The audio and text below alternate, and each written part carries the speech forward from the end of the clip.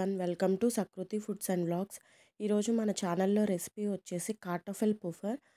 ఇది ఒక German recipe అండి, పొటాటో ప్యాన్ కేక్. ఒకసారి ఈ రెసిపీని ట్రై చేసి చూడండి. బ్రేక్ఫాస్ట్గా కానీ ఈవినింగ్ స్నాక్స్లా కానీ చాలా బాగుంటుంది. దీనికోసం ముందుగా ఒక బౌల్లో మనం కట్ చేసిన యాపిల్ పీసెస్ వేసుకొని ఒక గ్లాస్ వాటర్ పోసుకొని యాపిల్ బాగా సాఫ్ట్గా అయ్యేలాగా కుక్ చేసుకోవాలి.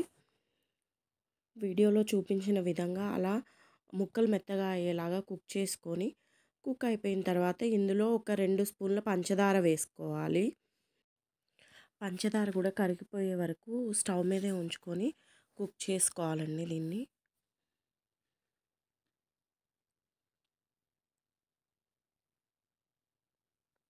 చూడండి, ఈ విధంగా కుక్ అయిన తర్వాత దీన్ని బ్లెండర్తో మ్యాష్ చేసుకోవాలి. మెత్తగా మ్యాష్ చేసుకొని పేస్ట్ లాగా చేసుకోవాలి. ఇలా బ్లెండ్ చేసిన తర్వాత మన యాపిల్ సాస్ రెడీ అయిపోతుంది. తర్వాత ప్రాసెస్ స్టార్ట్ చేద్దాము.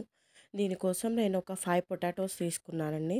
దీన్ని పీల్ తీసుకొని గ్రేట్ చేసుకోవాలి. మన క్యారెట్ తురుము తీసేది ఉంటుంది కదా, దాంతో చిన్న తురుము తీసుకోవాలి. చిన్న హోల్స్తో తురుము తీసుకోవాలి. మొత్తం ఇలా తురుము తీసి పెట్టుకున్న తర్వాత దీన్నంతటిని ఒక పలుచటి గుడ్డలో వేసి మొత్తం పిండుకోవాలండి. పొటాటోస్లోది నీరంతా పోయేలాగా. చూడండి, వీడియోలో చూపించిన విధంగా మొత్తం నీరంతా పిండుకొని ఈ తురుముని సపరేట్గా ఒక బౌల్లోకి తీసి పెట్టుకోవాలి. ఇక్కడ చూపించిన విధంగా శుభ్రంగా పిండేసుకోండి, ఏం వాటర్ లేకుండా.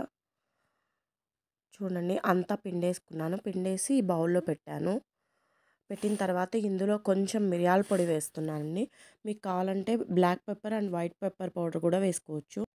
నేను ఓన్లీ బ్లాక్ పెప్పర్ పౌడర్ వేస్తున్నానండి. అది వేసి సాల్ట్ వేసాను. వేసిన తర్వాత ఇందాక మనం పిండాం కదా నీళ్ళు, ఆ నీళ్ళంతా వంపేస్తే అడుగున స్టార్చ్ మిగిలిపోతుంది.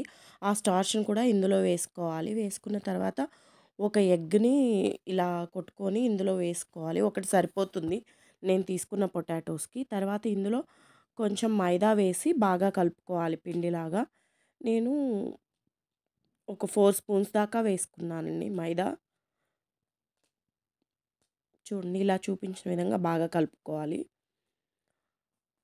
కలుపుకున్న తర్వాత స్టవ్ మీద ఒక ప్యాన్ పెట్టుకొని హీట్ చేసుకోవాలి. వేడెక్కిన పెనంలో నేను కొంచెం ఆయిల్ పోస్తున్నానండి. ఇది షాలో ఫ్రై కోసము.